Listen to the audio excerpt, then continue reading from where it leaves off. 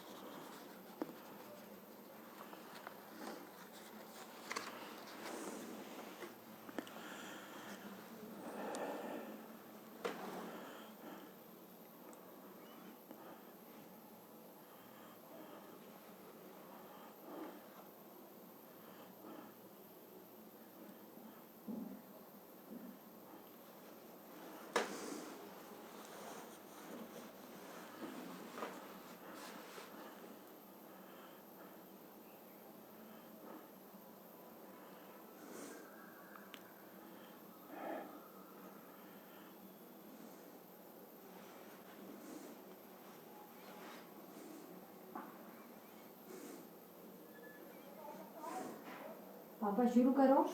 अच्छा,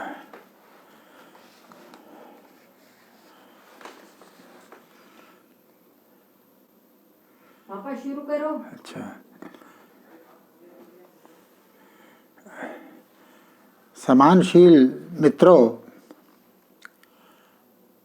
मुझसे ये अपेक्षा की गई है कि मैं अपने उपन्यास किस्सा गुलाम के कुछ अंश आपको सुनाऊं। अब यूं तो बड़ा संकोच भी होता है, क्योंकि उपन्यास एक अपने आप में पूरी चीज़ है, तो उसमें से अंश कैसे हम चुने और कि वो समूचे उपन्यास का सार संक्षेप जैसा भी प्रस्तुत कर दे, विचित्र लगता है। फिर भी मैं कोशिश करता हूँ कि कुछ ऐसे अंश आपके सामने मैं प्रस्तुत करूँ जिससे आपको समूचे उपन्यास को पढ़ने की उत्सुकता जागे। सचमुच हमारे जनसुलभ पुस्तकालय के इस कार्यक्रम के संयोजक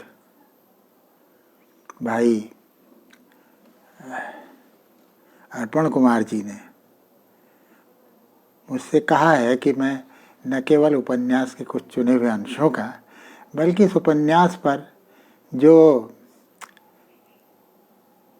प्रतिक्रिया हुई, विशेषकर सम्मानशील साहित्यकारों की, उनके भी कुछ प्रतिक्रियाओं का उल्लेख करूं। तो मैं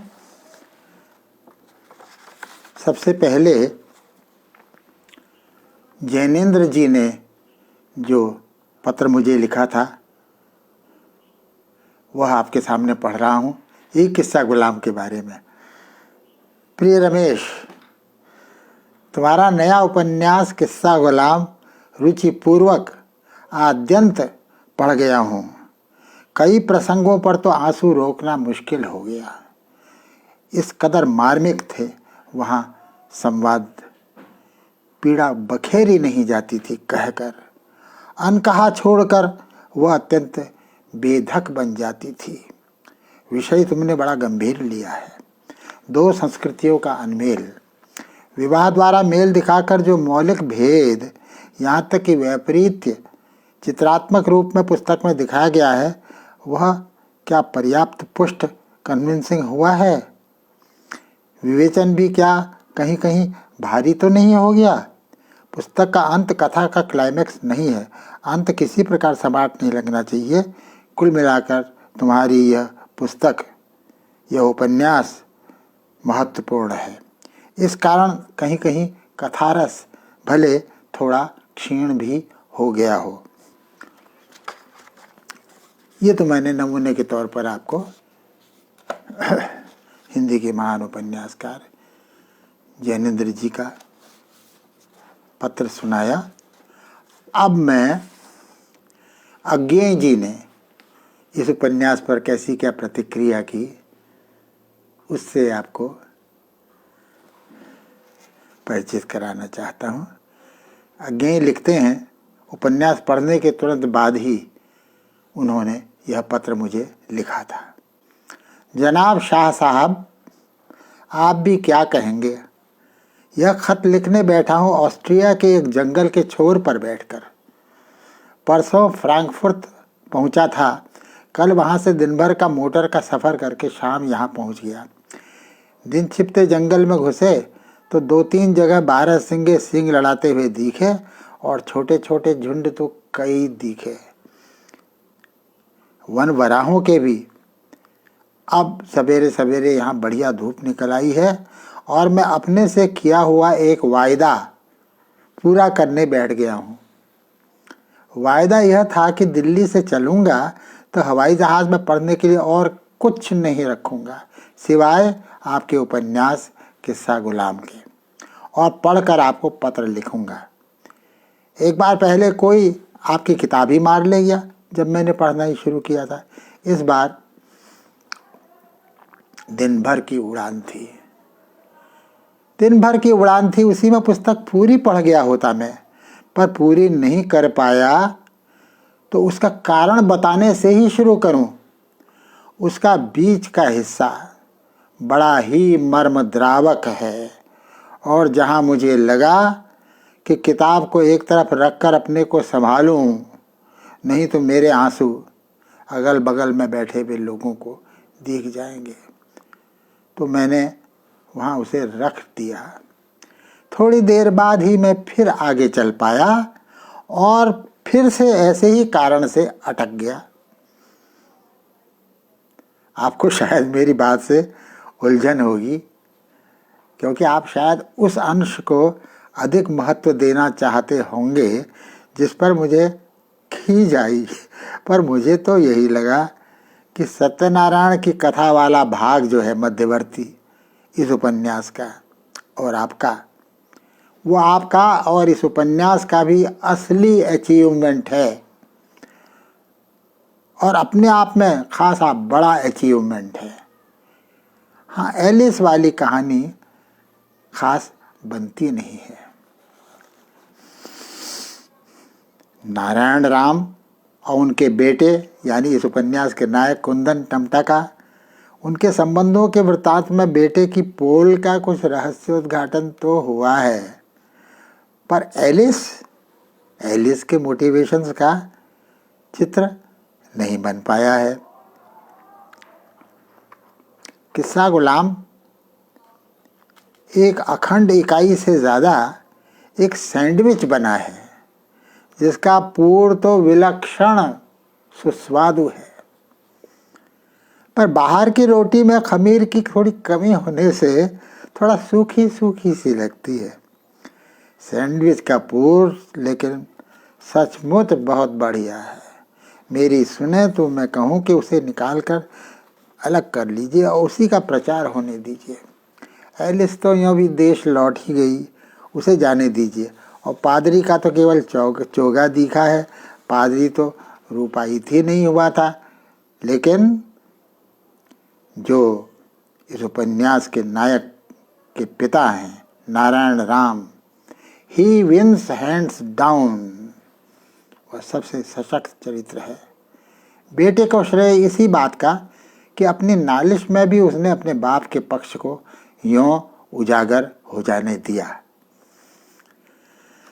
अब यह नायक कुंदन भी है तो गोबर गणेश, पर यह पुस्तक की बुराई कतई नहीं है, बल्कि उसकी शक्ति के असली स्रोत का इशारा है।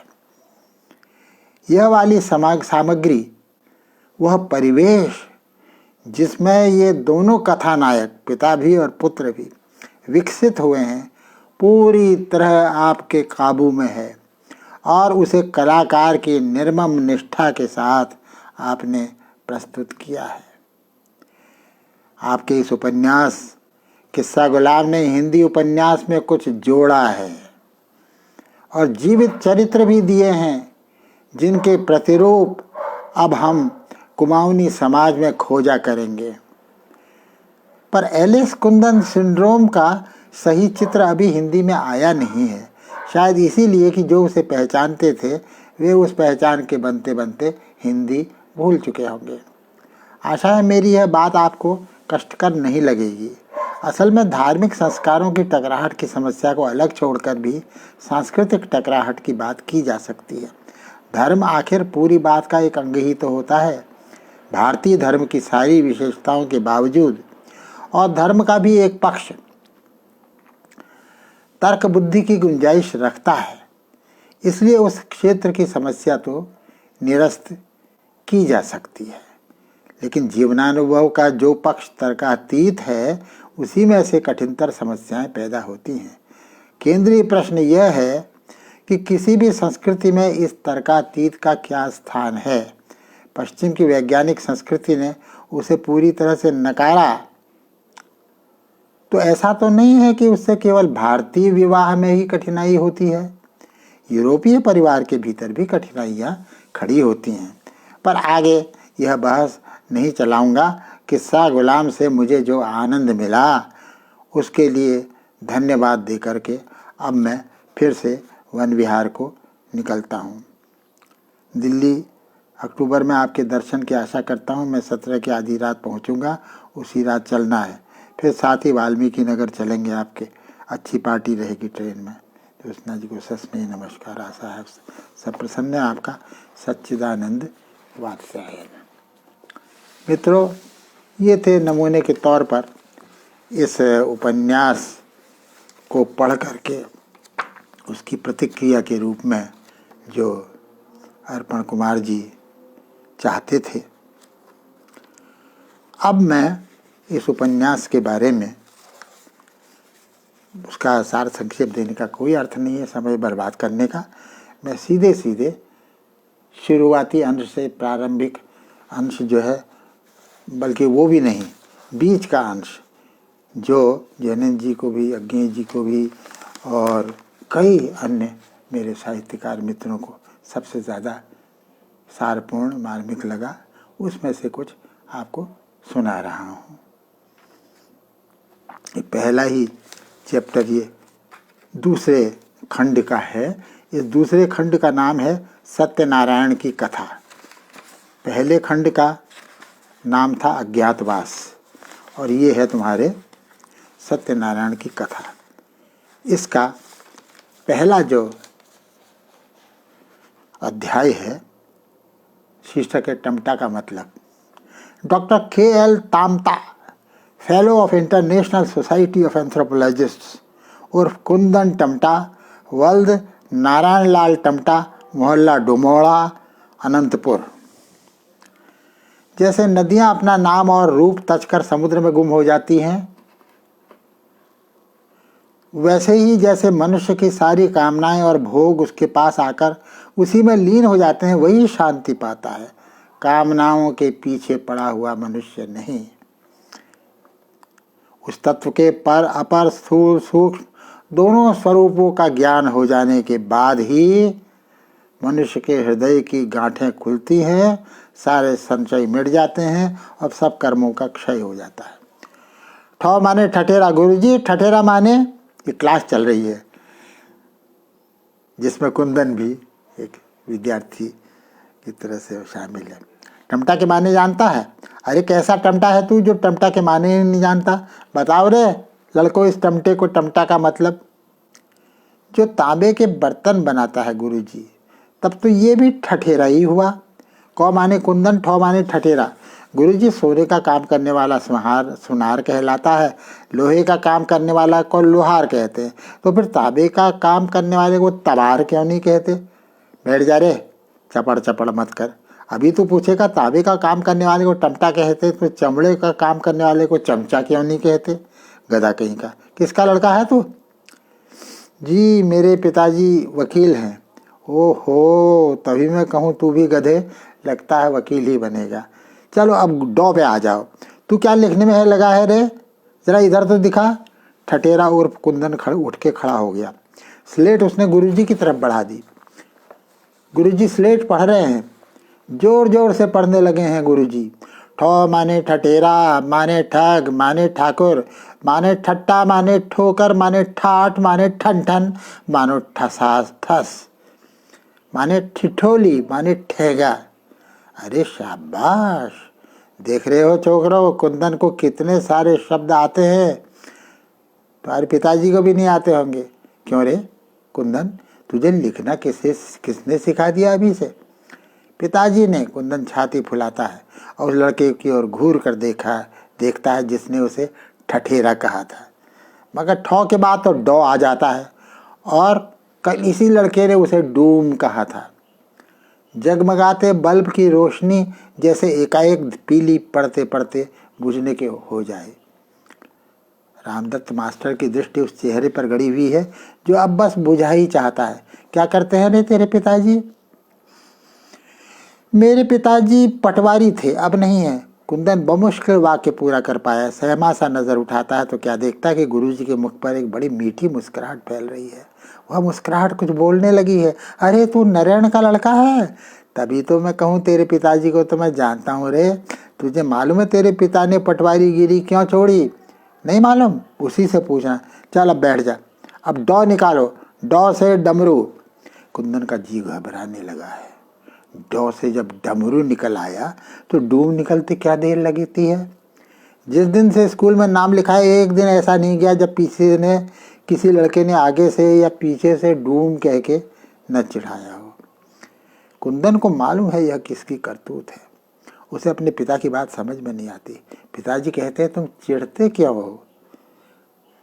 बकने दो जिसे जो बकता है। तुमने उस पर हाथ छोड़ा तो बदले में उससे ज़्यादा मार खाई और सबके सब तुम्हारे खिलाफ हो गए। सो अलग क्या फ़ायदा हुआ? फिर रोज़ तुम्हें चढ़ाएंगे, तुम सुन के अनसुना कर देते तो फिर भूल जाते सब, कोई नहीं चढ़ाता तुम्हें। सिर नीचा किए कुंदन डॉ के गुजर जाने की राह देख रहा है। गुरुजी खाम खां डॉ पर ही डटे हुए हैं। डर के मारे कुंदन कुछ लिख भी नहीं रहा है, वरना कितने सारे शब्द उसके भीतर झरने की तरफ फूटे जा रहे हैं। डर, डंडा, डबल रोटी, डा, डंक, डाकू, डरपोक। गुरुजी मैं बताऊं ये पूरन पार्टी चिल्ला पड़ता है। कुंदन का जी कैसा धड़ धड़ धड़ धड़ करने लगा है। गुरुजी डॉ माने डुमोड़ा, जहाँ डूम लोगों की बस्ती होती है। कुंदन की आंखों के आगे अंधेरा छा गया है। उसके कानों में रामदत्त मास्टर की दहाड़ गूंज रही है। डुमोड़ा क्या होता है? डुमोड़ा वही जहाँ डूम रहते हैं। कक्षा में एक सिरे से दूसरे तक दबी सी हंसी फैल गई है। कैसे गुरुजी हैं जो डुमोड़े के माने पूछ रहे हैं? गुरुजी कुंदन रो रहा है। क्यों भाई क्या हुआ? मास्टर रामदत्त उसके सिर पर खड़े हो गए हैं। कुंदन कैसे बताए क्या बात है? वो और जोर से रोने लगा है। अरे अब बताएगा भी कि रोए ही जाएगा? मास्टर रामदत्त को गुस्सा आ गया है। वे मास्टर रामदत्त भी इस उपन्यास के एक चरित्र हैं जो कि चरितनायक के पिता और जो चरितनायक से भी महत्वपूर्ण है इस उपन्यास में, वो नारायण राम के बहुत ही नज़दीकी दोस्त हैं। कान पकड़कर वे पूरन पांडे का कान पकड़ के खड़ा कर देते हैं उसको। वो और बोल डॉ माने डुमोड़ा, मुझे हिंदी सिखाएगा? कहाँ रहता तू? पांडेपुरा में। पूरन पांडे हकला रहा है। हाँ, रामदत्त मास्टर उसका कान छोड़ देते हैं। एक भरपूर तमाचा उसके गाल पर जड़ते हुए चीखते, निकल जा मेरी क्लास से। कक्षा में सन्नाटा है। उस सन्नाटे में कुंदन की सिसकी सुनाई दे रही है। रामदत्त मास्टर की दहाड़ गूंजती है। अब चुप भी करेगा कि नहीं? कुंदन रोना ही कब चाहता था, अपनी सिसकियों पर उसका बिल्कुल बस नहीं। उसे शर्म आ रही है मन ही मन। घंटी बजे तो जान छूटे, बजने ही वाली होगी। अरे गधे, तेरा नाम कुंदन है ना? कुछ तो अपने नाम की लाज रख। कुंदन के माने जानता है? कुंदन का सिर हौले से ऊपर उठता है और दाएं बाएं हिलने लगता है। कुंदन का अर्थ तो नहीं मालूम, पर नाम तो अच्छा ही लगता है। वो उसके साथ चिपका हुआ यह टमटा अच्छा नहीं लगता। कुंदन जोशी होता, कुंदन सिंह पालनी होता तो कितना अच्छा होता। हद तेरे की, इतने सारे शब्द जानता है तू और खुद अपने नाम के माने नहीं जानता। अरे उल्लू, कुंदन माने सोना होता है, समझा? खरा सोना।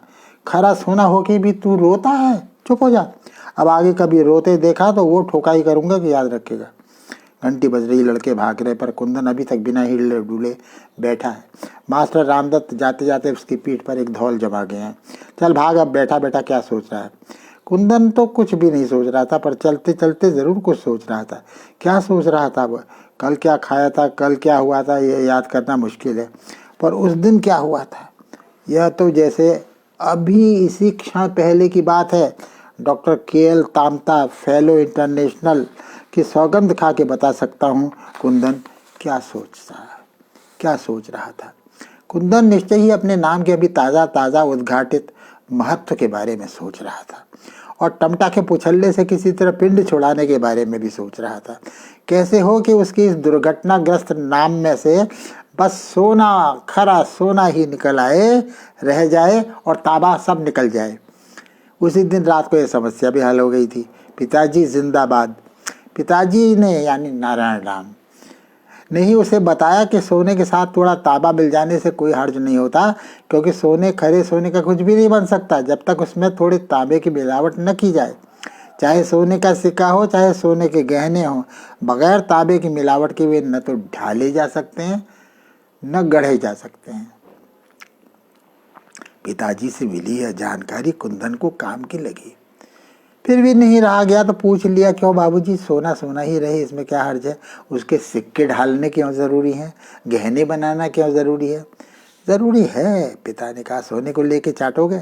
इतनी तरह के आदमी, इतनी तरह के जानवर, इतने सारे पेड़ पौधे कहाँ से आ गए? भगवान ने गढ़े तभी तो आए। अब तू पूछेगा क्या ज़रूरत थी भगवान को ये सब गढ़ने की? मनुष्य गढ़ के संतुष्ट हो जाता। अरे जब मिट्टी है तो कुछ बनाने के लिए ही तो है, यूं ही रखे रहने के लिए थोड़ी है। मगर बाबूजी, भगवान जी को भी अपनी मिट्टी में तांबा मिलाना पड़ता है क्या? और नहीं तो क्या, देखता नहीं कितनी अलग अलग मूर्तियाँ गढ़ी हैं भगवान ने। सगे भाई तक एक घर के एक जैसे नहीं होते, कितने फर्क होते हैं। यह तो कोई बात नहीं, इसमें मिलावट क्या ज़रूरी है, क्यों ज़रूरी है, ये कहाँ समझ में आया है? तो क्या बाबूजी, भगवान जी भी अलग अलग चीज़ें गढ़ने के लिए अपनी मिट्टी में अलग अलग चीज़ें मिलाते होंगे? अगर सब में तांबा होता तो सब आदमी एक जैसे होते ना? पिताजी चुप है। पिताजी सोच में पड़ गए हैं। तो यार दिमाग चाट देता है। सवाल क्या मिलाया इसका नहीं है, चीज़ बनी कि नहीं इसका है, और काम की चीज़ बनी कि नहीं इसका है। जो किसी के काम की नहीं उसका कौड़ी मोल नहीं, चाहे वह सोना ही क्यों ना हो। मोल तो तभी है जब कुछ बने और किसी के दुनिया के काम आए। समझा? ओ, तो ये बात है। सोना होना काफ़ी नहीं है, सोना बनना पड़ता है, और सोना बनने का मतलब है कुछ ऐसी चीज़ें मिलाना जो कि सोने को काम का बना दे। यानी सिर्फ चमक दमक और लचक ही काफ़ी नहीं है, वो कुछ कर्रापन भी चाहिए। क्या महज 6 साल का बच्चा इतनी दूर तक सोच सकता है? प्रोफेसर तामता, जो कि नितत्व शास्त्री हैं, शायद कुछ बता सके। पूछिए उनसे, टमटा से तामता तक पहुंचने में उन्हें कितने बरस लगे। बाबूजी, तुमने पटवारीगिरी क्यों छोड़ी? एक सन्नाटा। नहीं, सन्नाटा नहीं, दुबली सी थकी आवाज़। कुंदन, तुझे क्या मतलब है रे इन बातों से? चल जा अपना सबक याद कर। अरे मास्टर जी ने कहा था ना मुझसे अपने पिताजी से पूछना। मास्टर जी कौन, रामदत्त? हाँ, तो उन्हीं से जाके पूछना। ये क्या हुआ, मास्टर जी से क्यों पूछूं? नहीं बताना मत बताओ, गुस्सा क्या है को होते हो? मगर गुस्सा तो इन्हें कभी आता ही नहीं। तो फिर कुछ नहीं, 2-4 साल इंतज़ार करो, सब्र करो, अभी सवाल रहने दो, सिर्फ सबक याद करो। सबक? अभी तुम्हें सवाल पूछना नहीं आता, जब आ जाएगा तब देखा जाएगा। मगर सबक जैसा सबक हो तो याद भी किया जाए। इन्हें तो याद करने की ज़रूरत ही नहीं पड़ती, ये तो अपने आप हो जाते हैं। कोई बात नहीं, असली सबक तो वे है जो नारायण राम टमटा दिन के उजाले में नहीं, रात के अंधेरे में सोते समय पढ़ाते हैं।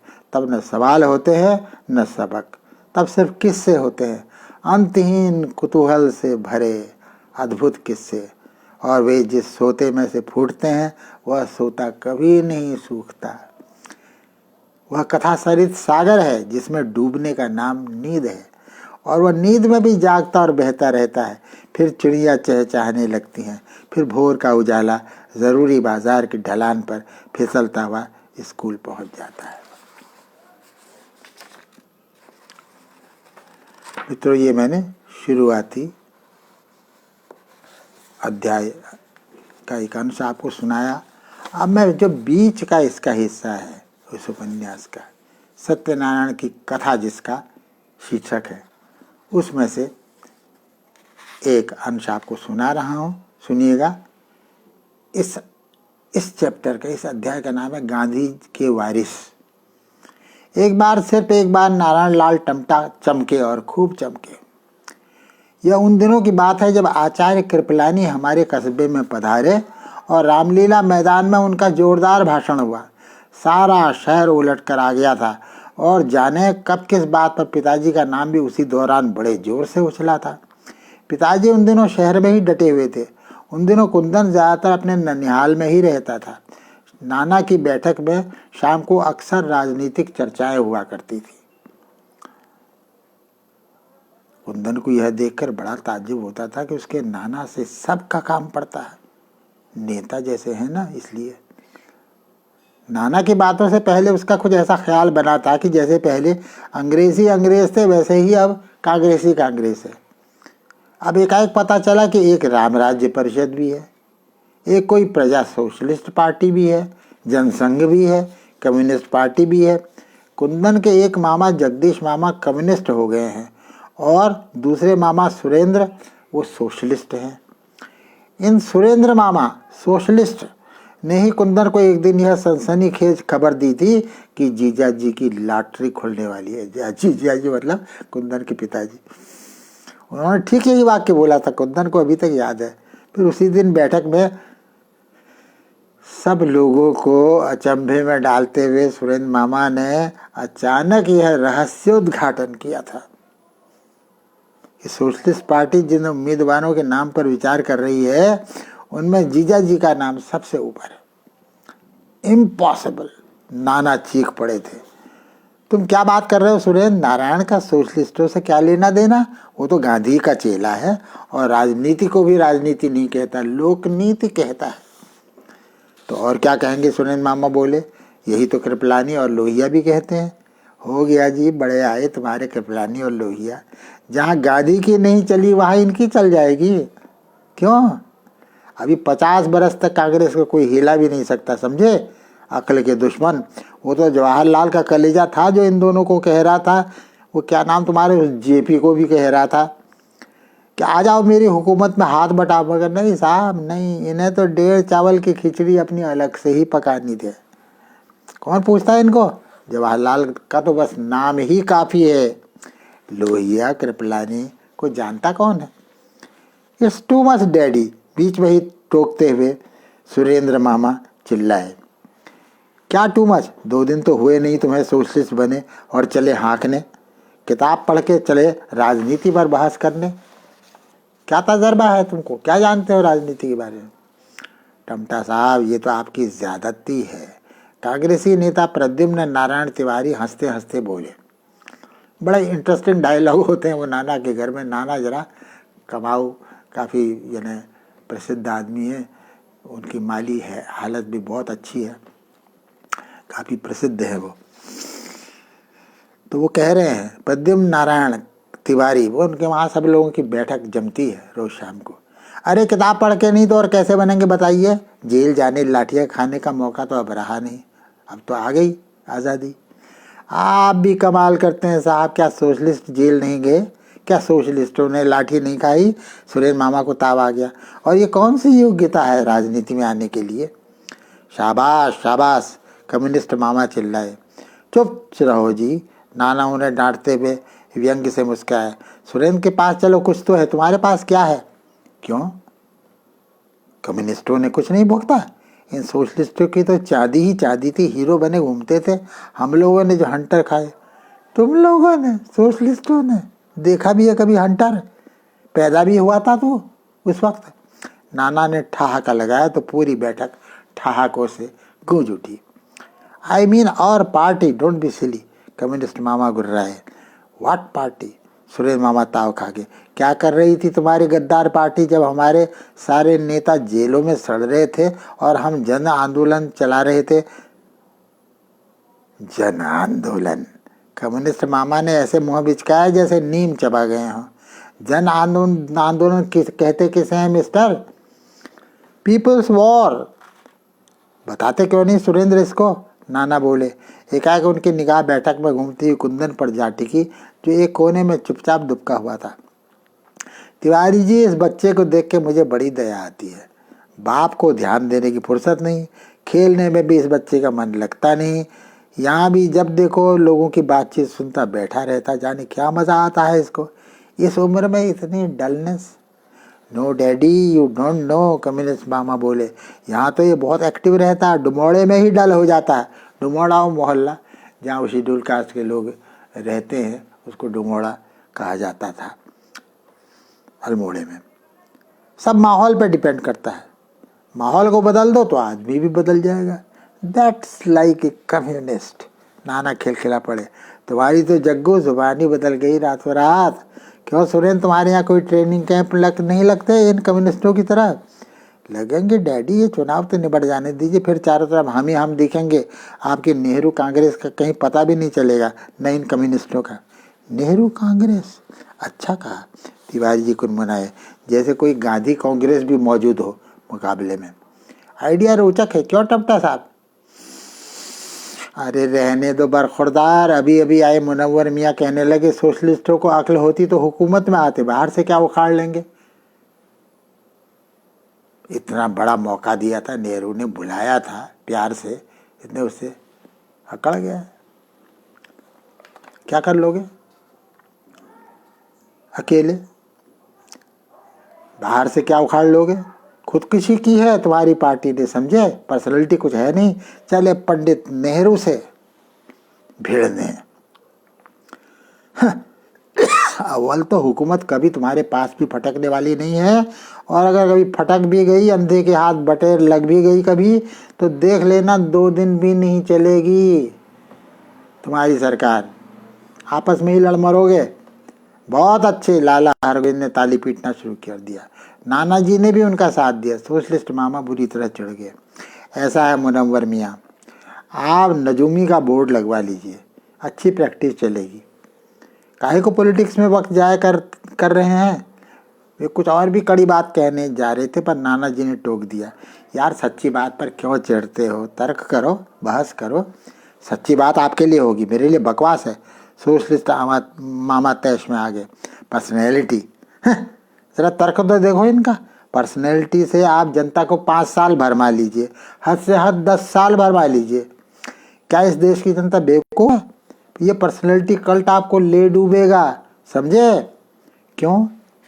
और गांधी की पूजा क्या पर्सनैलिटी कल्ट नहीं थी, वीर पूजा नहीं थी? नाना ने जड़ा थी तो कम्युनिस्ट मामा बुदबुदाए। करिश्मेबाजी शुरू किसने की? इन्हीं गांधी के वाले लोगों ने। अरे तो आप ही जरा करके दिखाइए ना वैसा करिश्मा। सोशलिस्ट मामा बुरी तरह बनना गए। इतिहास के महानतम जननेता को गाली देते शर्म नहीं आती तुम्हें? ये नेहरू वाला ग्लैबर नहीं है, समझे, जो न यहाँ का न वहाँ का। देखो फालतू बात मत करो सुरेंद्र। नाना नाराज हो गए। गाली तुम दे रहे हो कि जग्गू? तुम सोशलिस्टों को सिवाय नेहरू को गरियाने के कभी कुछ आता है क्या? गांधी अंधा था जो नेहरू को अपना वारिस बना के गया? मजबूरी का नाम महात्मा गांधी। कम्युनिस्ट मामा बोल पड़े। क्या मतलब? सुरेंद्र मामा ने उन्हें घूरते हुए कहा, अरे गांधी और करता क्या, प्रोग्रेसिव था नहीं मगर प्रैक्टिकल तो था। जब उसने देखा कि कांग्रेस का सारा नौजवान ग्रुप नेहरू के साथ है, तो बस उनके पास और चारा ही क्या था, नेहरू को बिठा गया। सुरेंद्र मामा हैरत और गुस्से के साथ अपने छोटे भाई को घूरते रहे, जैसे घूर के ही भस्म कर डालेंगे। फिर बोले, गांधी के बारे में जब कौखो गौ तक नहीं जानते तो चुप तो रह सकते हो। तुमने उनका वसीयतनामा पढ़ा है? गांधी जी ने जो लिखा है वसीयतनामा, भिकमंगे का वसीयतनामा। कम्युनिस्ट चाचा मामा जोर से हंसे। हाँ भिकमंगे का, तुम्हारे सरीखे हरामखोर बुद्धिजीवियों का नहीं। मैं कह रहा था गांधी जी की आखिरी इच्छा वसीयतनामे में यही तो है कि कांग्रेस का काम पूरा हो गया, अब वो जनता में जागृति लाने का काम करे, विसर्जित कर दे कांग्रेस को, सत्ता का चक्कर ही छोड़ दे। क्या वाहियात बात है। कम्युनिस्ट मामा बोले, तब तो उसकी जगह म्यूजियम में ही हो सकती है। सुरेंद्र मामा ने उन्हें हिकारत से देखा और बोले, जो गांधी इस धरातल पर सोचता था उसके लिए नेहरू को वारिस बनाना क्या मायने रखता है? ये आप खुद सोच के देखिए। गांधी को नेहरू से सचमुच कोई उम्मीद होती तो वे कांग्रेस को विसर्जित करने की सलाह देते हैं खुल्लम खुल्ला। गांधी के वारिस अगर कोई हो सकते हैं तो वो हम हैं, सोशलिस्ट, समझे तुम, सोशलिस्ट। लाला हरगोविंद थोड़ा आगे खिसक आए। जी हाँ, गांधी के सपनों का भारत अगर कोई खड़ा कर सकता है तो वह है सोशलिस्ट पार्टी। इसीलिए तो उन्होंने नेहरू के साथ सत्ता में साझा करने से साफ इनकार कर दिया। नेहरू के नकलची सपने में जुट करके वे क्या कर लेते, वे गांधी के सपने को जिंदा रखना चाहते थे। तो फिर उसे गांधी पार्टी क्यों नहीं कहते, सोशलिस्ट पार्टी क्यों कहते हो? मुनव्वर अली बोले, शायद ऐसा करने से तुम्हें कुछ वोट हासिल हो जाए। सोशलिस्ट यहाँ कौन समझता है? सही बात है, हरगोविंद लाला बोले, साफ पता तो चले वोटर को कि किसे वोट दे रहा है। गांधी और नेहरू के बीच वोट पड़े तो साफ जाहिर हो जाएगा कि जनता किसको चाहती है, गांधी के रास्ते चलना चाहती है कि नेहरू के। तो जनता के सामने आप दो साफ साफ अलग अलग विकल्प क्यों नहीं रखते?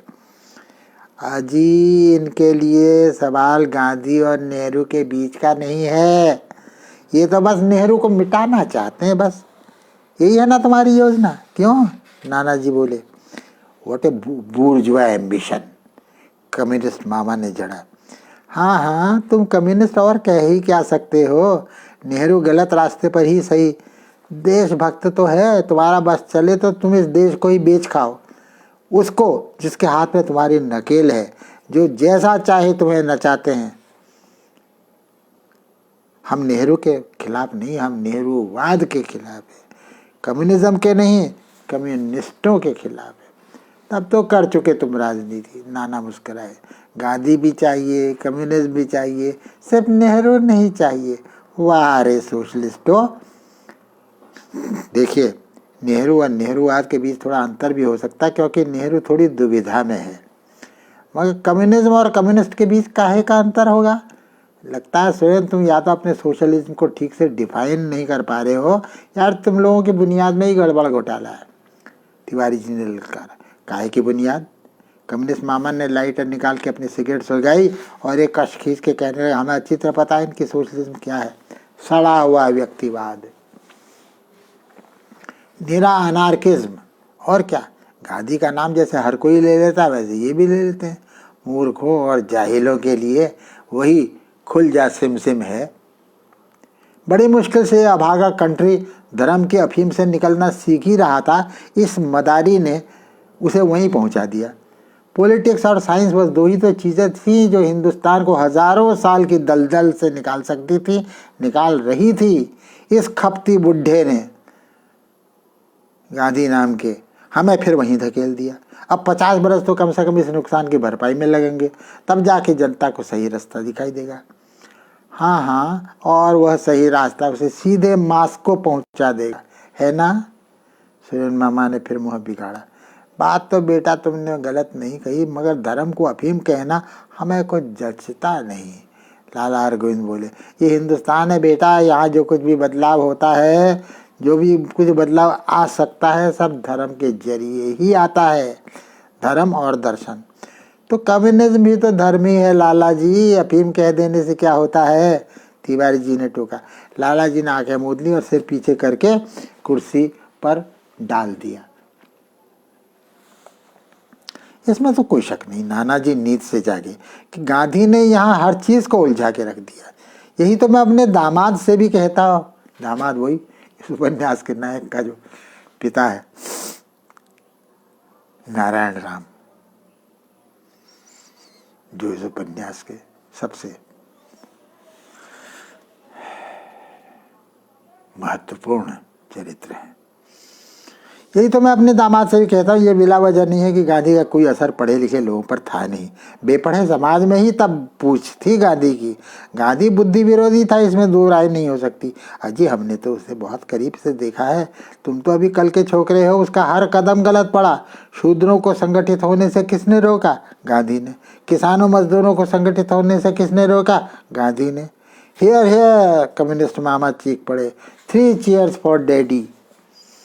सुरेंद्र मामा का धीरज जवाब दे गया। मेज पर हाथ पटकते हुए चीखने लगे, लानत है आप लोगों पर। मैं जीजा जी से घंटों बहस कर सकता हूँ, कुंदन के पिता से, मगर आपसे नहीं। आपने सही फरमाया डैडी कि गांधी आप सरी के बुद्धिजीवियों को नहीं पचे। कैसे पचते? पर एक दूसरी जात के बुद्धिजीवी भी इसी देश में रहते हैं जो आपकी तरह जड़हीन, रीढ़ रहित, अंग्रेजियत के मारे हुए बुद्धिजीवी नहीं हैं तथाकथित। वे उस बुद्धि के बुद्धिजीवी हैं, असली बुद्धि के, जो इस देश के अपड़ से अपड़ आदमी में भी मौजूद है। वे गांधी को समझते हैं, आप नहीं। धर्म वरम छोड़िए, वह तो मैं भी नहीं मानता, मगर लावारिस कम्युनिस्टों की तरह मैं उसे अफीम भी नहीं समझता। तिवारी चाचा ठीक कहते हैं, धर्म को अफीम कहने वाले कम्युनिस्ट खुद किस अफीमची से, किस धर्मोन्मादी से कम साबित हुए हैं, देखो जरा। अब मैं भी कुछ कहूँ। नाना ने कुछ भापते हुए टोका, तुम अम्बेडकर को क्या सोचते हो, क्या मानते हो? मैं अम्बेडकर को जीनियस मानता हूँ, मगर शूद्रों की समस्या का हल वो नहीं है जो वो बताते हैं। अच्छा, तो गांधी ने बता दिया हल तुम्हारी समस्या? नहीं, हल बताने का काम तो आपके बुद्धिजीवियों का है।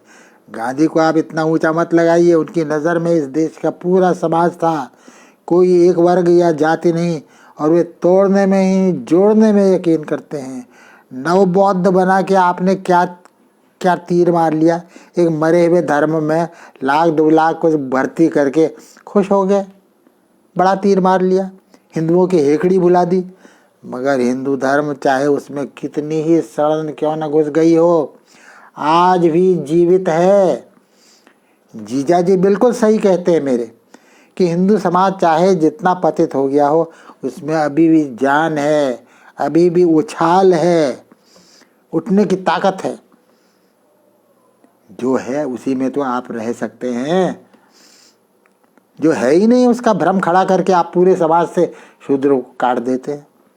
गांधी जी ने इस इलाज के खतरे को बड़ा सही भापा था।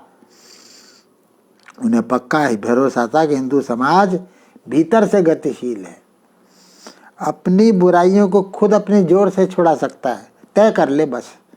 ठीक उसी तरह हम अपनी गरीबी को भी अपने ही पुरुषार्थ से, बिना दूसरों की नकल किए, बिना उनकी जूठन खाए, दूर कर सकते हैं।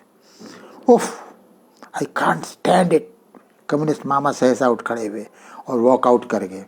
नाना ने उन्हें बैठने का इशारा किया, पर उन्होंने मुड़कर भी नहीं देखा। तुम भाषण दे रहे हो कि बहस कर रहे हो?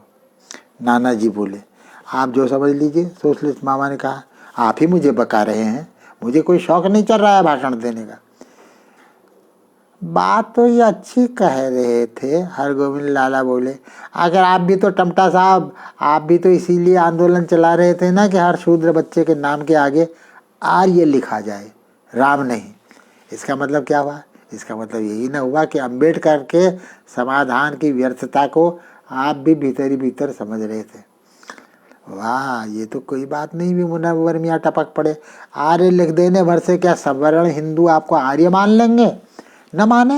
नाना ने जोर देकर कहा, हमारा आर्य होना क्या किसी के मानने न मानने पर मुनहसिर है? तो फिर आर्य ही क्यों? सोशलिस्ट मामा ने मौका ताड़ा, आखिर आप भी तो वही कर रहे हैं जो अम्बेडकर ने किया। डैडी, ये शुद्ध इंफीरियोरिटी कॉम्प्लेक्स है, समझे? इसी ग्रंथि से पिछड़े वर्गों को मुक्त करना गांधी जी की पहली और बुनियादी चिंता थी। नाना के माथे पर सलवटें उभर आई। तुम पहले तो ऐसा नहीं सोचते थे सुरेन, ये एकाएक क्या हो गया? क्या जीजा जी ने पट्टी पढ़ाई है?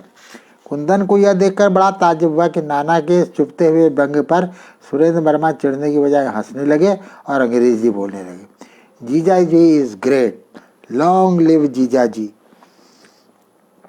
नारायण राम। इतने में तिवारी, जो बड़ी देर से अपनी कुर्सी पर पड़े पड़े ऊँग रहे थे, एकाएक चैतन्य हो गए, जैसे किसी ने ठंडा पानी उनके मुंह पर छींट दिया हो।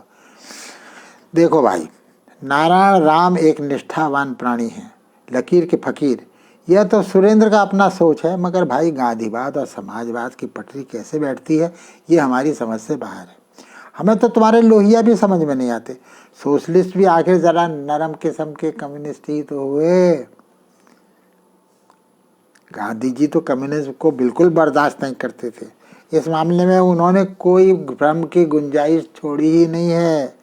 कम्युनिस्ट भी होश रहते हमेशा गांधी को गाली देगा, नींद में भी, अगर वह सचमुच कम्युनिस्ट है तो। हमने खूब देखा है इन कम्युनिस्टों को। सोशलिस्ट जब गांधी गांधी करने लगते तो हमको तो यही लगता है कि वो गांधी को नहीं समझते, सिर्फ भावुक हो रहे हैं। घपला है ये, शुद्ध घपला। नारायण में कम से कम ये घपला तो नहीं है, वो है विशुद्ध 100 टंच गांधीवादी। मुझे तो लगता है टमटा साहब ये एक चुनावी लटका भर है, और क्या, कहाँ समाजवाद और कहाँ गांधीवाद, क्या लेना देना है दोनों का। तिवारी जी चुप हो गए और फिर से अपनी कुर्सी पर लंबे हो गए। मुझको भी यही लगता, मुनव्वर मियाँ बड़बड़ाए। मेरी समझ में तो ये गांधीवाद और समाजवाद दोनों गोलमोल चीज़ें हैं, इसीलिए तो हर किसी को इनका नाम रटा हुआ है। क्या आपकी नेहरू कांग्रेस को नहीं रटे हुए हैं ये नाम? सुरेंद्र मामा ने तड़ाक से टोका। हाँ हाँ, मैं कब कह रहा हूँ, ठीक है, मुनव्वर मियाँ हकलाने लगे। है तो सचमुच घपला ही, लाला हरगोविंद कुरमुराए। देखिए, इसीलिए तो आर्य समाज ने शुरू से अपनी नीति साफ रखी। इस देश के लोग कभी भी ऐसे विचारों से प्रभावित नहीं होते जिनकी जड़ें उनके अतीत में न हो, पास्ट में न हो, और ये अनुभव हजारों बरसों से धर्म से ही जुड़ा हुआ है। ओ अच्छा, तो आप ये समझते हैं कि करोड़ों लोग जो गांधी के पीछे चलते रहे बिना अनुभव, बिना धर्म के चलते थे, बिना समझ के चलते थे, और आपका आर्य समाज जो एक पंजाब को छोड़ करके कहीं 1 इंच भी जड़ नहीं जमा सका, वो अनुभव से निकला। हद है बेटा, आप तुमसे क्या बहस करें, तुमने तो मान लिया है कि राम बाण दवा बस एक ही निकली है दुनिया की सारी समस्याओं की, और उसका नाम है गांधीवाद, है ना जी? नहीं, उसका नाम है गांधीवादी समाजवाद। जैसा कि मैं पहले ही कह चुका हूँ, गांधी के वारिस हम हैं, ये कम्युनिस्ट नहीं, हम यानी सोशलिस्ट। सोशलिस्ट यानी क्या? नाना ने टोका। जवाहरलाल भी तो सोशलिस्टिक पैटर्न की बात करता है, तुम्हारा जेपी भी सोशलिस्ट है, लोहिया भी, और अब कृपलानी भी। तुम किसकी तरफ हो ये बताओ, तुम्हारा अपना सोच क्या है? कुंदन ने लखिया, पहली बार सुरेंद्र मामा थोड़े सोच में पड़ गए हैं। उसे थोड़ी हैरानी हुई, जब जीत की घड़ी आई तो गोल के पास अटके क्यों है, सीधे गेंद को गोल में क्यों नहीं डालते? सोशलिस्ट यानी सोशलिस्ट, मामा बोले। मतभेद तो थोड़े बहुत होते रहते हैं, ऐसी फौलादी है, पार्टी लाइन हम नहीं बनाते, हम कम्युनिस्ट नहीं हैं। देखो लला, कम्युनिस्ट तो गया, वो चला गया ना बीच में उठ करके, उसकी पीठ पीछे आलोचना करने से क्या फ़ायदा? इतने में नाना ने मानो कुंदन के ही दिल की बात भांपते हुए कहा, हाँ वो तुम क्या कह रहे थे कि नारायण को खड़ा कर रहे हैं चुनाव में, सच्ची बात है ये? सोशलिस्ट मामा मुस्कुराए। पीएसपी की तरफ से जीजा जी की बड़ी खुशामद हो रही है, मगर जीजा जी मान ही नहीं रहे हैं, कहते हैं मुझे इस चक्कर में नहीं पड़ना है। कल बालेश्वर जी भी इसी काम के लिए लखनऊ से आए हैं और जीजा जी को दिन रात घेरे हुए हैं। मगर ये तो बताओ, तुम्हारे जीजा को खड़ा करने की सूझी किसको? उसका पीएसपी से क्या लेना देना? डैडी, यही तो मैं आपको इतनी देर से समझा रहा हूँ, पर आप समझना चाहें तब ना। कृपलानी जी यहाँ आए थे तो सीधे थोड़ी आए थे, जूलीकोट होके आए थे, और जीजा जी और तरला बहन को भी साथ लेके आए थे। क्या आपको मालूम नहीं? बताया तो था मैंने आपको। कृपलानी जी जीजा जी से बेहद प्रभावित हुए हैं। सबका अनुमान यही है कि उन्होंने ही उनका नाम सुझाया। तरला बहन तक राजी हो गई, वही तो जीजा जी को हम लोगों के कहने पर यहाँ ला के छोड़ गई हैं। मगर जीजा जी हैं कि टस से मस नहीं होते, चुनाव प्रचार करने को तैयार हो मगर खुद चुनाव लड़ने को नहीं। तो फिर बालेश्वर जी उन्हें जानते हुए उन्हें समझा देंगे, यार नहीं तो कोई दूसरा उम्मीदवार देखेंगे, तुम क्यों नहीं खड़े हो जाते? मुनव्वर मियाँ चहक पड़े। नाना ने बड़े प्यार से मुस्कुराते हुए उनकी ओर देखा। हाँ भाई, जब नारायण राम खड़े हो सकते हैं तो तुम क्यों नहीं? तिवारी जी बोल पड़े। मैं तो कार्य करता हूँ, उम्मीदवार ऐसा चाहिए जिसे जनता जानती हो। मुझे कौन वोट डालेगा? सुरेंद्र मामा खिलखिलाकर हंसे। तुम पहले टिकट तो हासिल करो भैया, बाकी हम लोगों पर छोड़ दो। तुम्हारे डैडी के रहते तुम्हें चिंता किस बात की है? मुनव्वर मियाँ बोले। क्यों जनाब? जनाब यानी नाना जी मंद मंद मुस्कुराने लगे। अरे छोड़िए, कहाँ इस दंड फंद में पड़ेगा। अभी अभी तो वकालत पढ़ के आया है लखनऊ से, अभी प्रैक्टिस शुरू की है, 6 महीने भी नहीं हुए यहाँ आए। अरे जब आप मुझे तक जिताने का हौसला रखते हैं तो फिर जीजा जी को क्यों नहीं जिताते, जिन्हें हमारी सारी पार्टी एक मत से चाहती है? जिनका नाम है, जिन्हें लोग प्यार करते हैं। बैठक पर सन्नाटा छा गया। कुंदन बारी बारी से सबके चेहरे पढ़ रहा है। कोई कुछ भी नहीं बोल रहा। तो क्या पिताजी हार जाएंगे? उसे अजीब सा लगा। आखिर इसका क्या कारण है कि उसके पिताजी का जिक्र आते ही सारे लोग या तो हंसना शुरू कर देते हैं या चुप्पी साध लेते हैं। कुछ तो बात होगी कि लोग उन्हें इस तरह देखते हैं। शायद आज ही फैसला हो जाए। कल बालेश्वर जी की आम सभा है नीलकंठेश्वर मैदान में। गजब के वक्ता हैं, जीजा जी ने उन्हें सुना है। आप सब लोगों को निमंत्रण है, आइएगा ज़रूर। अच्छा चलता हूँ, मीटिंग है आर्ट की।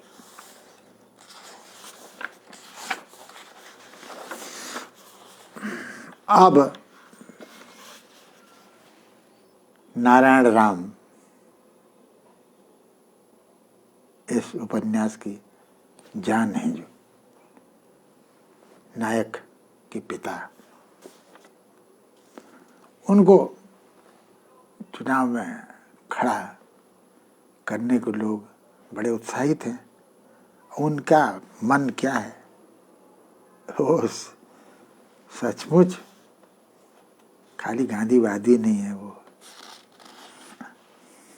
कुछ बात है उनको, इसमें कोई दिलचस्पी भीतर से है नहीं। तो उनको बुलाया गया है, समझा रहे हैं लोग बाग, उनको बहस कर रहे हैं। तो उनका भाषण है, वो मैं पढ़ देता हूँ। इंटरेस्टिंग है क्या, जो सच्चे सोशलिस्टों का क्या मन था, क्या था उस वक्त का वातावरण। जिसने उस वातावरण में जो जिया नहीं है वो समझ नहीं सकता। कैसी उथल पुथल थी, कैसा जोश, कैसा जुनून उस वक्त के वातावरण से। तब इनको बुलाया गया है, जबरदस्ती अब खड़ा कर दिया उनको बोलने के लिए सबकी। तो ये कह रहे हैं, इसका नाम ही हमने रखा है इस चैप्टर का, सुनो हनुमाना। अनंतपुर के नागरिकों, मैं यहाँ भाषण देने नहीं आया था, मैं तो यहाँ अपने कुछ साथियों से मिलने आया था। मगर आज 3 दिन से मेरे मन में रह रहे कि ये उनका भाषण नहीं है नारायण राम का, ये है बालेश्वर राव, सोशलिस्ट नेता जो कि बाहर से आए हैं। मगर आज 3 दिन से मेरे मन में रह रहे कि एक ही बात आ रही है कि आपका यह नगर सिर्फ इस देश के हजारों नगरों के बीच एक नगर नहीं है, अपने आप में समूचा भारतवर्ष है। तालियां। मुझे ये कहने दीजिए मेरे मित्रों कि यहाँ आकर मुझे ऐसा महसूस हुआ जैसे यही मेरा घर है और यहाँ का हर निवासी मेरा घनिष्ठतम मित्र है। और जब कल यहाँ से जाऊँगा, इस नगर को अपने हृदय में बसा कर जाऊँगा। मैंने इसीलिए आम सभा के प्रस्ताव को स्वीकार किया बंधुओं, कि मैं आप तक सब तक अपना यह अनोखा अनुभव पहुँचा सकूँ। सत्संग की महिमा क्या निराली है। तुलसीदास ने यूँ ही नहीं कह दिया कि चलता फिरता तीर्थ तो यही है, मुद मंगलमय संत समाजू, जो जग संगम तीर्थ राजू। मित्रों, मैंने कहा ना कि आपका यह नगर अपने आप में समूचा भारत देश है। आप में से कुछ हजारों साल से यहाँ रह रहे होंगे, तो कुछ बाद में बाहर से आके बसते गए होंगे। उनको भी ऐसा नहीं लगता कि वे बाहर के हैं। आपका यह भारत भी पृथ्वी पर ऐसा ही अनोखा देश है मेरे दोस्तों, जिसमें समस्त संसार की मानव जातियाँ आके समाती रही हैं।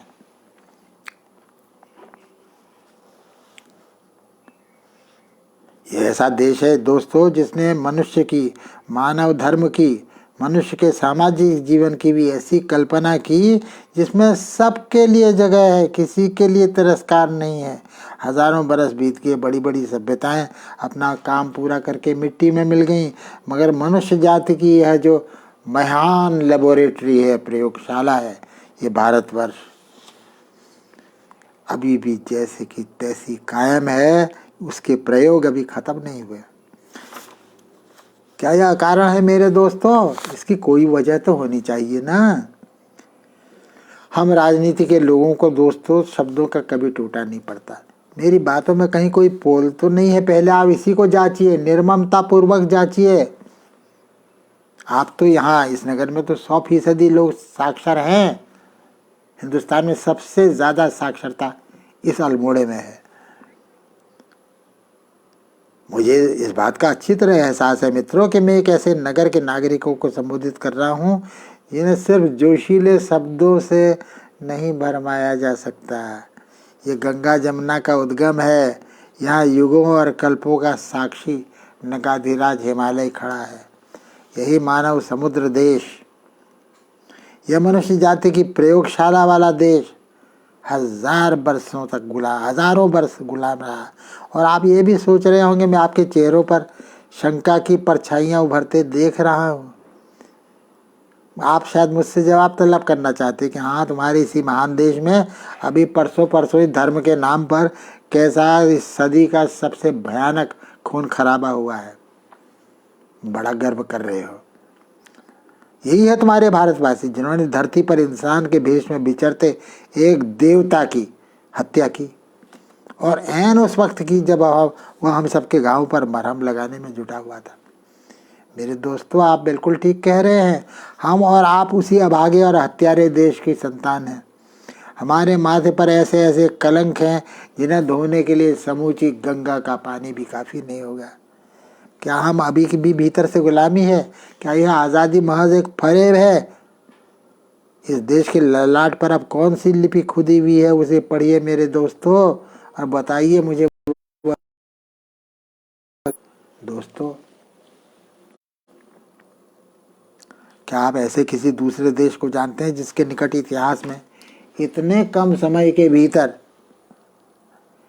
इतने विलक्षण महापुरुषों ने जन्म लिया और उनमें से प्रत्येक एक अलग थलग जीनियस नहीं बल्कि अपनी परम? इससे क्या यही साबित नहीं होता कि हम अपनी सारी गंदगी और जहालत के बावजूद अभी मरे नहीं हैं, जिंदा हैं? इसलिए जिंदा हैं कि हम में अभी भी अपने बीचों बीच से ऐसे महापुरुषों को प्रकट करने की सामर्थ्य है। आप देखिए हमारे इस हाल के इतिहास में वे महापुरुष कौन हैं। मैं सिर्फ 3 उदाहरण आपके सामने रखा। उदाहरण तो अनेक हैं, पर मेरे मन में बड़ी दिलचस्प बात आ रही है दोस्तों, जिसका आपके साथ साझा करना चाहता हूँ। प्रार्थना आप गौर करें। आपने रामकृष्ण परमहंस का नाम सुना होगा। वे निरक्षर थे और एक निहायत दरिद्र ब्राह्मण परिवार में जन्मे थे, मगर वे एक ऐसी दिव्य विभूति सिद्ध हुए जिन्होंने हमारे धार्मिक अनुभव की जीवंत शक्ति को सारे संसार के सामने इस तरह साबित कर दिखाया जिस तरह दुनिया के सारे धर्मों के इतिहास में शायद ही किसी अकेले ने आज तक किया हो। उनका जीवन तो विश्वविदित है, मुझे उसके ब्यौरों में जानने की जरूरत नहीं। उसके बाद आप विवेकानंद महाराज को देखिए, जिन्हें स्वयं रामकृष्ण ने हिंदुस्तानी धर्म चेतना का संदेश दुनिया भर में फैलाने के लिए चुना। वे तो ब्राह्मण भी नहीं थे, क्षत्रिय या शायद कायस्थ थे। आप लोगों ने उनके भाषण पढ़े ही होंगे। दोस्तों, आप मुझे माफ़ करेंगे, ऐसे महापुरुषों का नाम लेते हुए जात पात की सड़ी चीज़ को बीच में लाना उनका अपमान करने जैसा नहीं लगता? मगर मैं क्यों इसलिए इसे ला रहा हूँ, आप गौर करें। आपको मैं आप सरी के प्रबुद्ध लोगों को मैं क्या बता सकता हूँ? ये समाज, भारतीय समाज और संस्कृति अभी तक पूरी जिंदा है। इसका प्रमाण यह है कि इसके प्रत्येक वर्ग में से, प्रत्येक जाति में से एक के बाद एक 3 महान आत्मा अभी हाल आपके सामने प्रकट हो चुकी हैं। अब मैं एक चौथे महापुरुष का नाम लेता हूँ जो शूद्र वर्ग में पैदा हुआ, तथाकथित। क्या यह महासंयोग है मेरे दोस्तों कि भारत के पुनर्जन्म की इस घड़ी में हमें इसी महापुरुष की विलक्षण मेधा की जरूरत पड़ी? हम सब ने इस नवीन भारत के लिए जिस प्रजातंत्र को स्वीकार किया, उसका शास्त्र, उसका संविधान किसने बनाया? आप सभी जानते हैं। अम्बेडकर साहब की क्या भूमिका है इसमें? देखिए बंधुओं, इस सिलसिले को देखिए, इसमें इतिहास विधाता की क्या इच्छा है, क्या इशारा है, इस पर ध्यान दीजिए। भारत की प्रत्येक जाति से, हर स्तर से एक महापुरुष उत्पन्न हो रहा है और समूचे भारत का सिरमौर बन रहा है। जात पात के अलगाव को इससे करारी चोट और क्या पहुंचेगी? मैं वीर पूजा नहीं सिखा रहा हूं मेरे दोस्तों। मैं यह कदापि नहीं कह रहा हूं कि आप महापुरुषों का इंतज़ार करते रहिए। मैं सिर्फ ये कहना चाह रहा हूं कि आप वह महान समाज बनिए जिसकी कुछ संभावना इन उदाहरण ने आपके सामने झलकाई है। दोस्तों, विवेकानंद ने कहीं लिखा है कि इस देश में बल्कि पूरी दुनिया में अब शूद्रों का ही राज होगा और होना चाहिए। क्या मतलब था उनका? क्या वे कलयुग के डर से पुराणों जैसी बातें कर रहे थे? नहीं दोस्तों, नहीं। वे समाज के स्वास्थ्य की चिंता कर रहे थे, समाज के पुनर्जीवन की बात सोच रहे थे। पश्चिम के विचारक भी आजकल जन सामान्य की जिजीविषा के इस अभूतपूर्व विस्फोट से अचंभित है, आतंकित है। पर हमारे इतिहास को देखते हुए क्या यह समय की पुकार सर्वथा जरूरी नहीं है, मांगलिक नहीं है?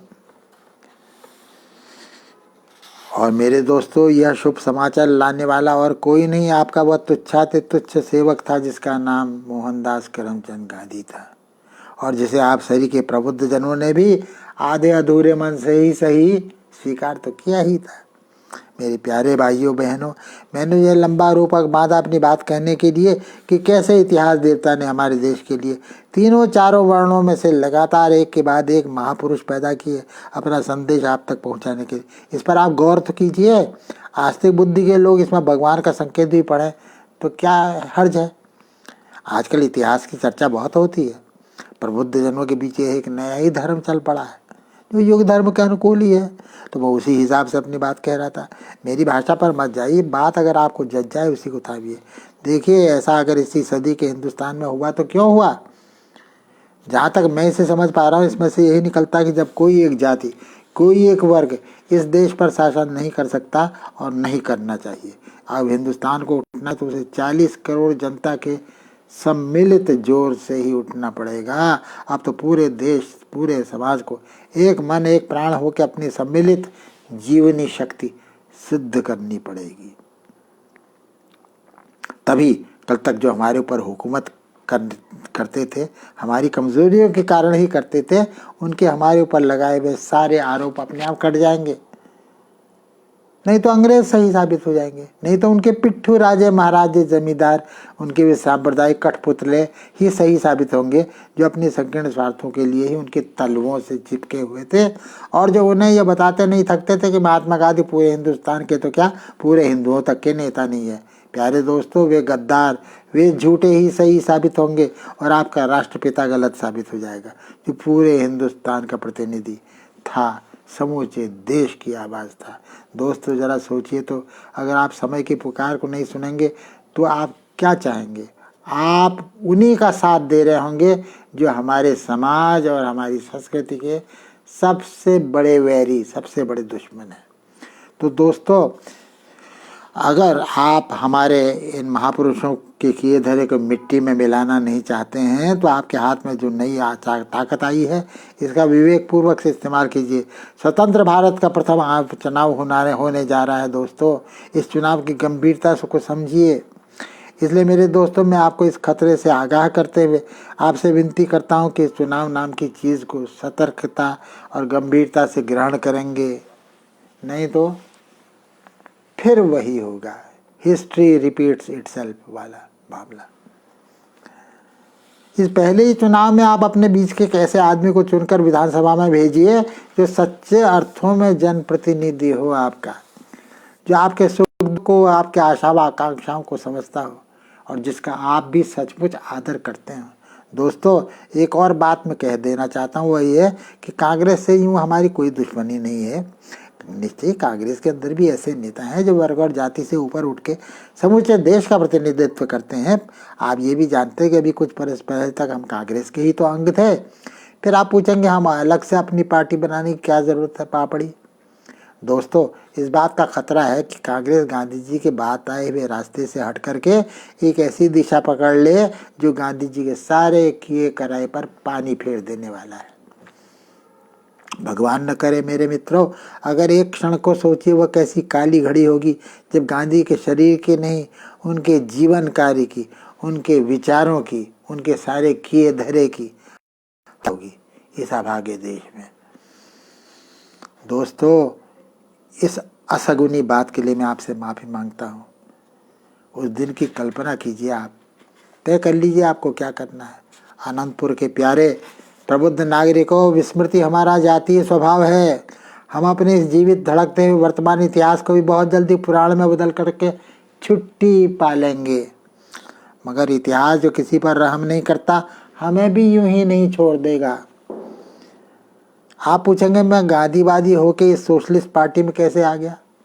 दोस्तों, मुझे लगता है हम गांधी के संघर्ष को, उसकी सात्विक कठोरता, उसकी लड़ाका आत्मा को भूल रहे हैं। हम ये भी भूल रहे हैं कि इस देश के धर्म की ताकत अगर अकेले रामकृष्ण या विवेकानंद से साबित हो जाने वाली होती तो गांधी की वास्तव में कोई ज़रूरत नहीं थी। उसे सचमुच साबित करने के लिए इतिहास और राजनीति के कीचड़ में ही उसकी अग्नि परीक्षा जरूरी थी। गांधी को अच्छी तरह मालूम था कि वह बुद्ध के ज़माने में नहीं बल्कि हिटलर और स्टालिन के युग में रह रहा है। अपने ज़माने के बारे में गांधी को कोई मुगालता नहीं था, इसलिए अपने अनुयायियों से अधिक उसने उन नवयुवकों पर भरोसा किया जो विचारों में उससे बहुत दूर थे। मैं बरसों के आत्ममंथन के बाद अब जाकर इस नतीजे पर पहुंचा हूं कि गांधीवाद को समाजवाद के साथ चलना है और समाजवाद को गांधी से ही प्रेरणा लेकर के अपने स्वाधीन कर्तृत्व का निर्वाह करना है। इतनी सारी भूमिका के पश्चात मेरे दोस्तों आप समझ ही गए होंगे कि आपको कैसे उम्मीदवार को जिताना है। मुझे आपके बीच के ही एक ऐसे आदमी की खोज थी और आप सब उसे पहचानते हैं। वह आपके समाज के उस तबके से आया है जो सबसे शोषित और पिछड़ा हुआ है, पर वह मात्र एक तबके का नहीं पूरे समाज का प्रतिनिधित्व करता है। उसे सवर्णों के खिलाफ शूद्रों को भड़काने का आसान रास्ता कभी रास नहीं आया। वह न्याय और बराबरी में विश्वास करता, उसके लिए बराबर लड़ता रहा, मगर सत्य और अहिंसा के आदर्श के अधीन ही, उससे जरा भी विचलित होकर नहीं। वह सच्चा गांधीवादी है, इसीलिए सच्चा समाजवादी भी है। मगर भाइयों, आपका ये प्रतिनिधि और सेवक राजनीति में आने से हिचक रहा है।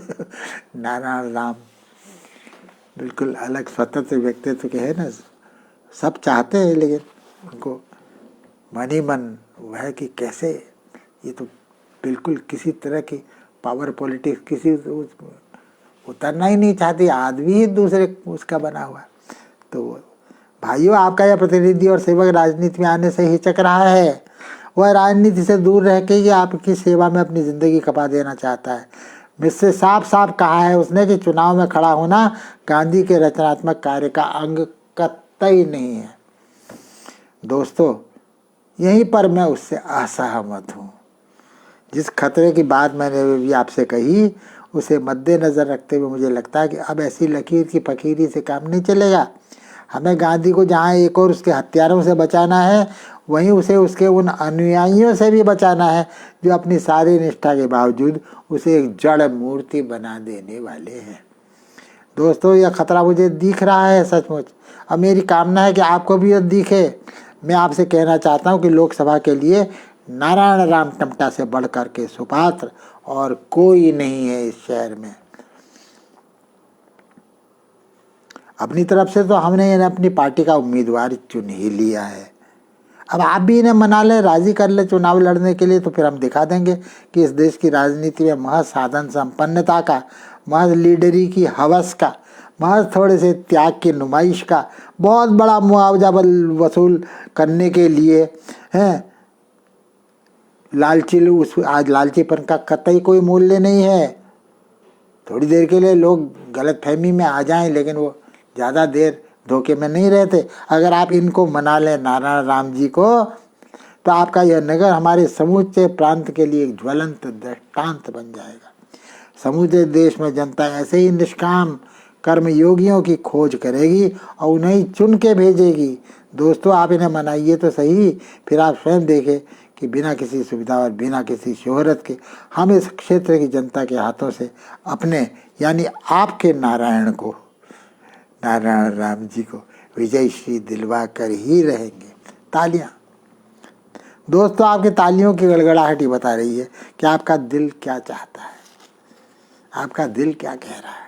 हम चुनाव की हार जीत की ज़रूरत से ज़्यादा महत्व नहीं देते, हम टक्कर देना चाहते हैं एकाधिकार के खतरे को, न्यस्त स्वार्थों के गणित को, भड़कीली भ्रांतियों को। हम दिखा देना चाहते हैं मित्रों कि हमारी जनता बेहद जागरूक है।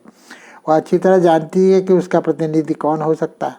वह राजे रजवाड़ों रईसों से कभी प्रभावित नहीं होती भीतर से। वह उसी का वर्ण करती है जो कि योग्य हो, सचमुच योग्य हो, और वह योग्यता उसकी कमाई भी हो, उस पर थोपी भी नहीं। दोस्तों, आप जानते हैं हम कितने साधनहीन हैं। कांग्रेस के पास साधन है, बड़े बड़े त्याग बलिदान के किस्से। हमारे पास कुछ नहीं है।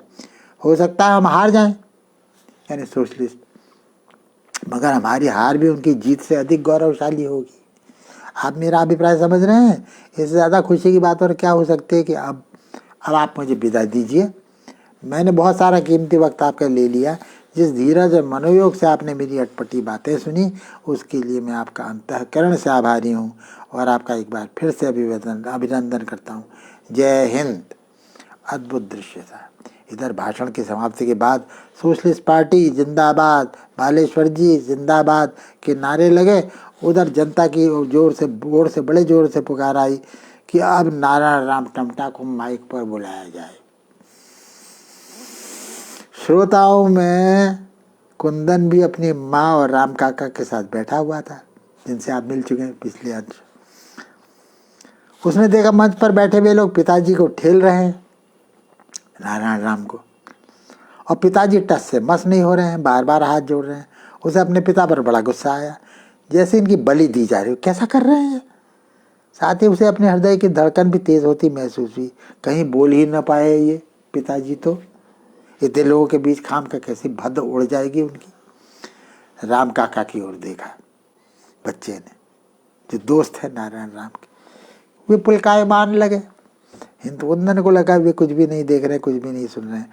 माँ की हालत भी उसे कुछ बेहतर नहीं लगी। इतने में कुंदन क्या देखता है कि भौवा काका भीड़ को चीरते हुए सीधे मंच की तरफ बढ़ जा रहे हैं। उसकी आंखों में उस शाम का दृश्य घूम गया जब पिताजी वाल्मीकि टोले में भौवा काका, जो मेहतर का काम करते हैं, उनके बीच में बहुत, मैंने इस उपन्यास में जिन चरित्रों को उठाया है वे मात्र कल्पना के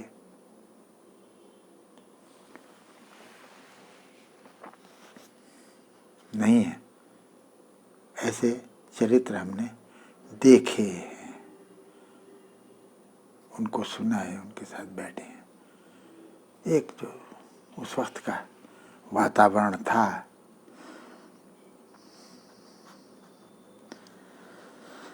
सचमुच अब क्या भौवा भाषण देंगे? सचमुच ही भौवा माइक की तरफ बढ़ रहे हैं, उनका नाम लिया जा रहा है। भाइयों और बहनों, आपके नगर के बुजुर्ग नागरिक वाल्मीकि टोला वाल्मीकि टोला कहते थे ना, जो बस्ती शेड्यूल कास्ट की होती थी, आपसे कुछ कहना चाहते हैं। अब भौवा ने भाषण शुरू कर दिया। बहनों और भाइयों, हमारे बहुत बड़े लीडर साहब ने हमारे पटवारी जी के बारे में, यानी नारायण राम के बारे में, अभी जो कुछ यहाँ फरमाया वो सब आप साहबान ने सुना है। उनने हमको ये कहा कि हम उनको मनामुनु के राजी करो, ये हमारा फर्ज है।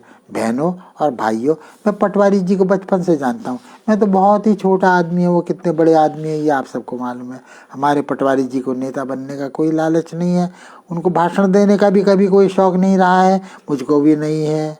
मैं आप सबकी ओर से उनको अर्ज करता हूँ, हमारी रहनुमाई कबूल करो महाराज। हमारा काम तुम्हारे बगैर नहीं चलेगा, हमारे भी आखिर तुम पर कुछ हक पहुँचता है।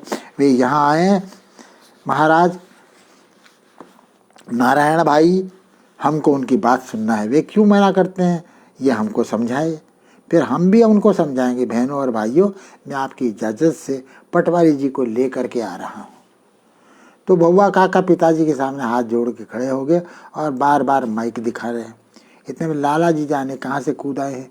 पिताजी की एक बाँह भौवा काका के कब्जे में, एक लाला जी के। उन्होंने पिताजी को उठा के खड़ा कर दिया। चारों तरफ से तालियों की गड़गड़ा। भौवा चीख पड़े, हमारे नेता, जरा जोर से बोलिए, हमारे नेता जिंदाबाद, हमारे नेता जिंदाबाद, नारायण भैया जिंदाबाद। कुंदन का दिल बुरी तरह धड़धड़ा रहा है, क्या ये बोल पाएंगे? इन्हें तो चक्कर जैसा आ रहा है। मेरे आदरणीय बालेश्वर जी, मेरे नगर निवासी बंधुओं, मेरी सब आप शुरू कर दिया बोलना उन्होंने, नारायण राम ने।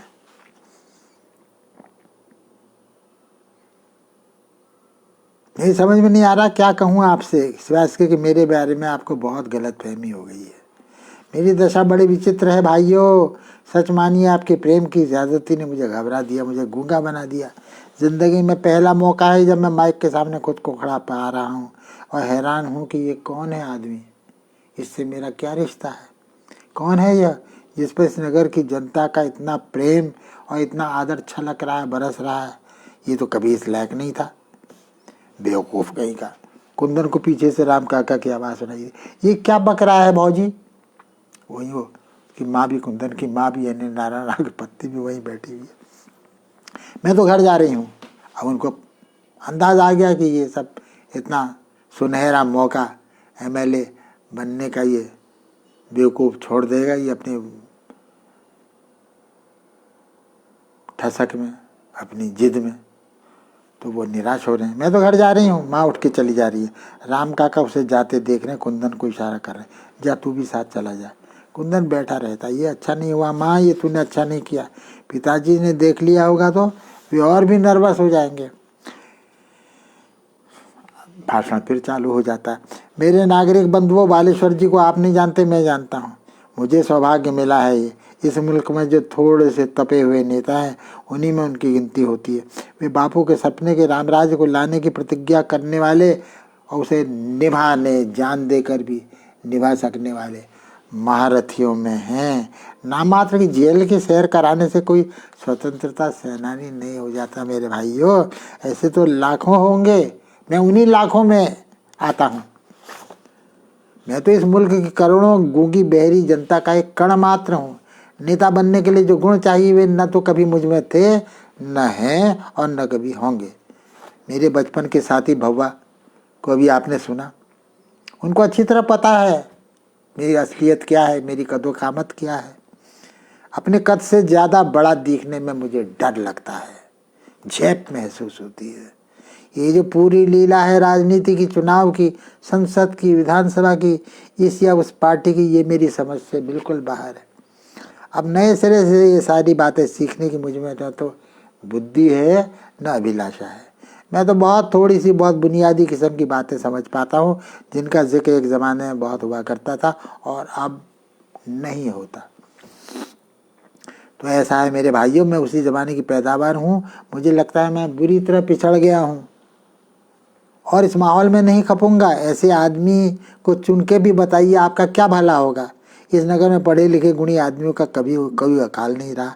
बालेश्वर जी ने आपको बताया कि गांधी जी नई तरुणाई, नए खून की तरफ उम्मीद की आंखों से देखते थे।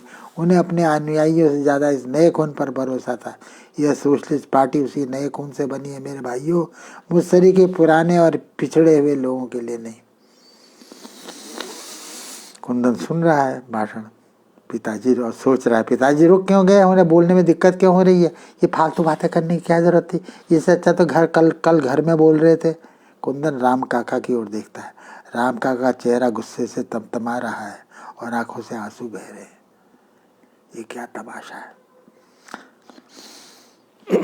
भाषण आगे चल रहा है।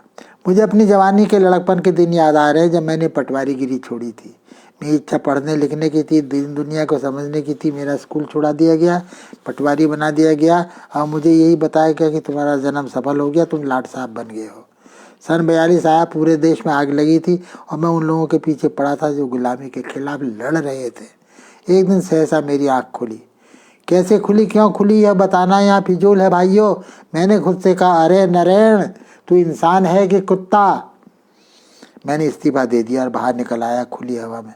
मेरे नगर निवासी काकाओं, दादाओं, भाइयों, बहनों, फिर मेरे ऊपर जो आज़ादी का नशा चढ़ा वो अभी तक नहीं उतरा। मैं उसी में रहना चाहता हूँ।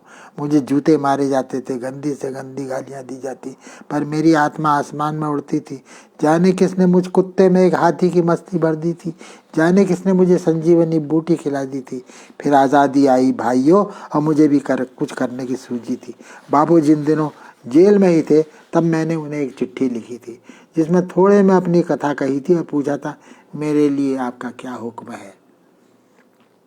उनकी 2 लाइन की चिट्ठी आई जो मेरे लिए मेरे जीवन की सबसे अमूल्य निधि है,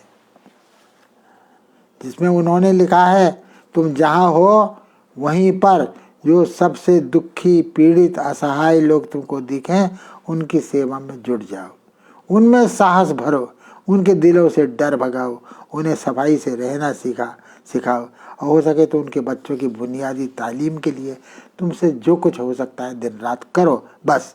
और हाँ, बापू के आशीर्वाद। मेरे बुजुर्गों, मेरे लोगों, पिताजी बोलते बोलते रुक गए हैं और आंखें पोंछ रहे हैं। कुंदन को बड़ी झेप महसूस हो रही है।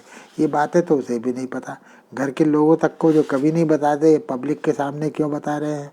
लोग क्या सोच रहे होंगे?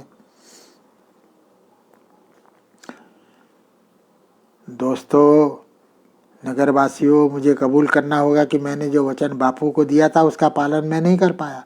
आप में से कुछ लोग जानते होंगे, कम से कम मेरे मोहल्ले के आसपास के लोग तो जानते होंगे। अगर वह सच्ची सेवा होती तो ज़रूर मुझे लोग अपनाते, मगर मुझी में खोट हुई। मुझी में खोट होगी जो मेरी सेवा कबूल नहीं हुई।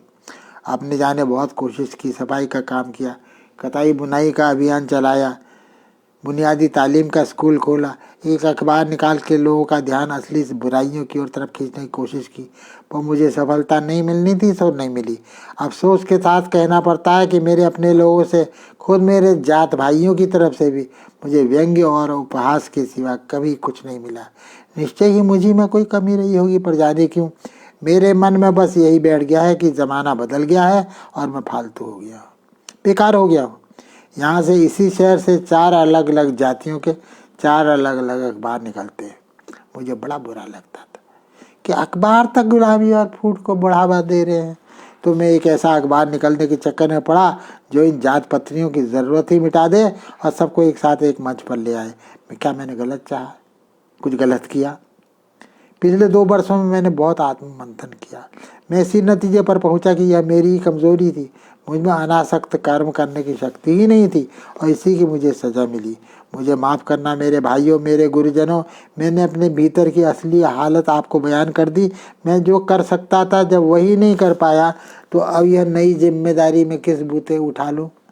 मैं सच कहता हूँ, इसके लायक मैं खुद को नहीं समझता। मैं बालेश्वर जी की बात नहीं काट रहा हूँ। मुझे आशा है वे मेरी तकलीफ समझेंगे। मैं राजनीति की कीमत समझता हूँ। राजनीति से घृणा मैं क्यों करूँगा? मगर राजनीति में जाने के लिए जिस जोश की ज़रूरत है, जिस नए खून की ज़रूरत है, वह मैं कहाँ से ले आऊँ? पिछले 3-4 दिनों से मैंने बार बार अपने से पूछा, अरे नारायण,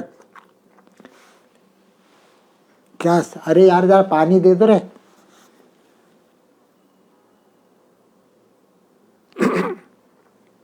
नारायण, क्या तुझ में यह सामर्थ्य है कि तू विधायक बन के अपने लोगों की वो सेवा कर सकेगा जो तू पिछले 8 सालों में नहीं कर पाया?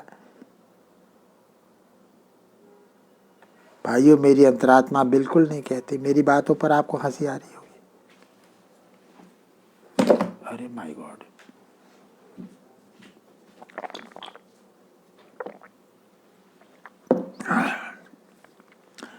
मैं तो खुद ही इधर कई दिनों से खुद पर ही हंस रहा हूँ, खुद पर ही रो रहा हूँ। ऐसे पगले का भरोसा आप क्यों करें? किस लिए करें? मैं बालेश्वर जी से, आप सब जनों से हाथ जोड़ के विनती करता हूँ, मुझे आप माफ़ करिए। मैं सच बोलना चाहता हूँ। मैं किसी को अपने बारे में धोखे में नहीं रखना चाहता। मेरे विद्वान बुजुर्गों, मेरे नौजवान होनहार साथियों, इससे ज़्यादा कहने के लिए मेरे पास कुछ नहीं है। कुछ उल्टा सीधा बोल गया हूँ तो मुझे आशा है आप उदारतापूर्वक अपने इस सेवक को क्षमा कर दीजिए। जय हिंद। 1.25 घंटा हो गया।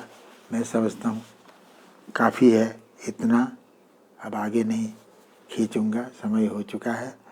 और मैं इस आयोजन के सूत्रधार भाई